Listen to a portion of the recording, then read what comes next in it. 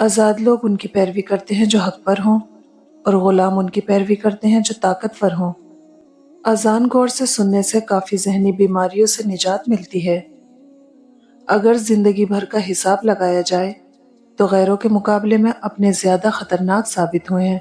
امید مت چھوڑنا، کل کا دن آج سے بہتر ہوگا انشاءاللہ۔ اور زندگی کی کتاب کے سب سے قیمتی صفحے والدین ہیں۔ انسان مخلص ہو جائے تو لوگ بے وقوف بنانے لگ جاتے ہیں۔ اگر اونچی جگہ پر تعلق بنانے کا شوق ہے تو عرش کا مالک سب سے اونچی جگہ پر ہے۔ خدا کے بعد جس نے پورا کیا مجھے، اہل جہاں سنو وہ میری ماں کی ذات ہے۔ اپنی ماں کی لمبی عمر کے لیے دعا کریں۔ کون کس کا کتنا اپنا ہے یہ ذکر سے نہیں، فکر سے پتہ چلتا ہے۔ اختلاف جتنا بھی ہو، دو کام کبھی مت کرنا، ایک کسی کے رزق پر حملہ اور دوسرا کسی کی عزت پر حملہ۔ ایسی خوشی سے بچو جو دوسروں کو دکھ دے کر حاصل ہو۔